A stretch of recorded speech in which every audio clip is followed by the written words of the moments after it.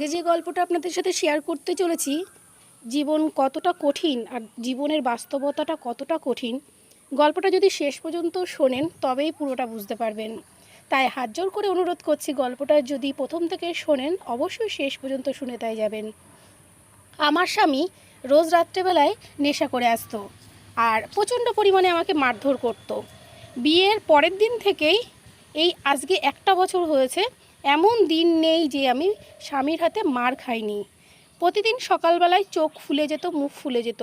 শাশুড়ি মা জিজ্ঞাসা করলে বলতাম ওই একটু আধটু লেগেছে, পড়ে গেছি, এইসব। শাশুড়ি মাও কোনো কিছু জানতেন না, জানাতাম না, কিন্তু উনি সবই বুঝতে পারতেন।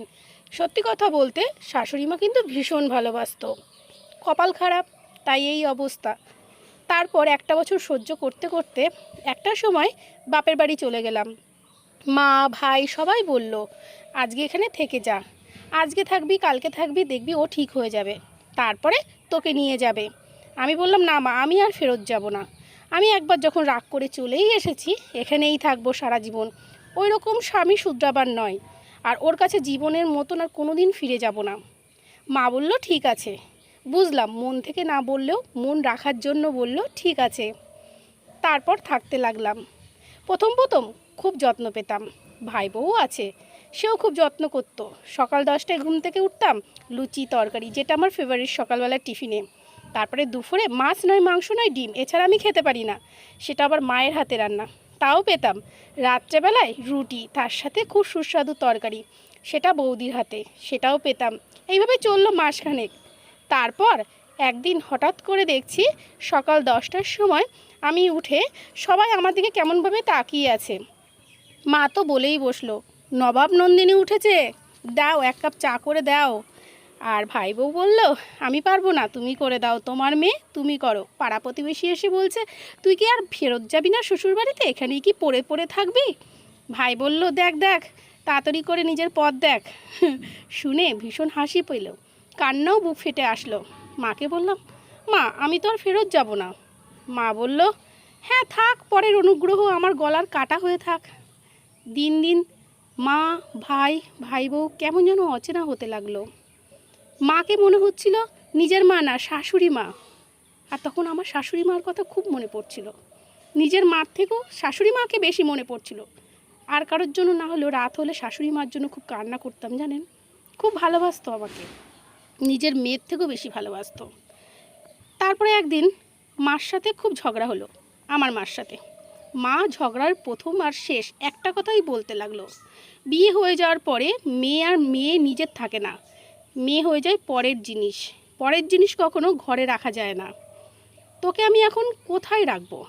2 দিন পরে আমি চলে যাব, তারপর কে দেখবে তোকে? আমাকে কে দেখে তার ঠিক নেই। তুই এখন নিজের পথ দেখ, হয় অন্য কোথাও বিয়ে কর, আর ডিভোর্স দেওয়ার আগে 3বার ভাবিস। আমি বললাম, না মা, আমি ওকে ডিভোর্স দিয়েই দেবো। পরের দিন ভাই বউ বলল, দিদিভাই যদি এখানে থাকে আমি চলে যাব।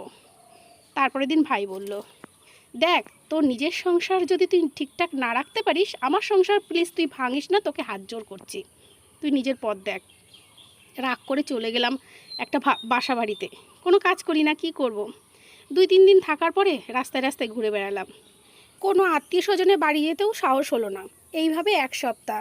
তারপর আবারও ফিরে চলে গেলাম শাশুড়ির কাছে, আমার শ্বশুর বাড়িতে। শাশুড়ি মাকে সব খুলে বললাম। শাশুড়ি মা শুনে অঝরে কাঁদতে লাগলো। তারপরে বলল, তুই আগে কেন বলিসনি, তাহলে এর ব্যবস্থা আমি করেই ফেলতাম। তারপরে সেই দিনই আমার শাশুড়ি মা তার ছেলেকে ঘাড় ধাক্কা দিয়ে বাড়ির থেকে বের করে দিল, আর বলল, কোনো দিন যদি নেশা ছাড়তে পারিস তাহলে আমার বাড়িতে আসবি, না হলে আর আসবি না। তারপর তার ছেলে বাড়ির বাইরে, আমি আর আমার শাশুড়ি মা বাড়ির ভেতরে। এইভাবে শাশুড়ি মা আমাকে আগলে রেখে দিল। এখন 1 মাস হয়ে গেছে। সে কবে ভালো হয়ে ফেরত আসবে জানি না, আশায় বুক বেঁধে আছি। শাশুড়ি মা সে ভালো না হলে ঘরে তুলবেও না। এখন বেশ ভালো আছি। শাশুড়ি মা ভীষণ যত্ন করে, ভীষণ খেয়াল রাখে। তো এই হলো এখন পর্যন্ত আমার গল্প। গল্পটা শেয়ার করলাম একজনের, এ কিনা আমার কাছের বান্ধবী, ভীষণ কাছের বান্ধবী, আর ও আমার সমস্ত ভিডিও দেখে। কালকেই একটা ভিডিও আমি শেয়ার করেছিলাম আমার জীবনের বাস্তব ঘটনা আমার শাশুড়ি মাকে নিয়ে। তো আমার শাশুড়ি মা আমার নিজের মার মতন কীভাবে ভালোবাসে সেটাই শেয়ার করাতে সে তার শাশুড়ি মার ভালোবাসাটা শেয়ার করলো। তার সাথে বলল, সত্যি বলেছিস, নিজের মাও অনেক সময় শাশুড়ি মা হয়ে ওঠে, আর শাশুড়ি মাও অনেক সময় নিজের মা হয়ে ওঠে, যদি কিনা সঠিক ভালোবাসা সঠিক জায়গায় পাওয়া যায়।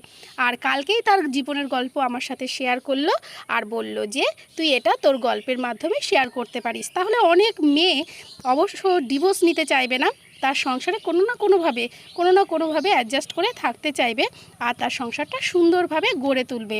আর বাপের বাড়িতে যাওয়ার পর কি পরিস্থিতি হয় অধিকাংশ মেয়ের, সেটাও তারা সতর্ক হয়ে যাবে। তো সেই কারণেই এই গল্পটা আপনাদের সাথে শেয়ার করা। আশা করি আপনাদের গল্পটা খুব ভালো লাগবে। যদি ভালো লাগে তাহলে একটু শেয়ার করবেন, যাতে অনেকেই বাস্তব জীবনের অভিজ্ঞতাগুলো জানতে পারি। কালকে ওর গল্পটা শেয়ার করার পর ওকে জিজ্ঞাসা করেছিলাম তোর নাম কি বলবো, ও বলেছিল না আমার নামটা বলবি না। তো আপনারাও যদি আপনাদের জীবনের গল্প শেয়ার করতে চান করতে পারেন, আমি আপনাদের নাম গোপন রেখেই আপনাদের গল্পগুলো শেয়ার করার চেষ্টা করব আমার ভিডিওর মাধ্যমে। তো অনেক অনেক ভালোবাসা রইল, সবাই ভালো থাকবেন, সুস্থ থাকবেন। আর আজকে হ্যাপি টুম্পা থেকে আমি বিদায় নিচ্ছি। নমস্কার।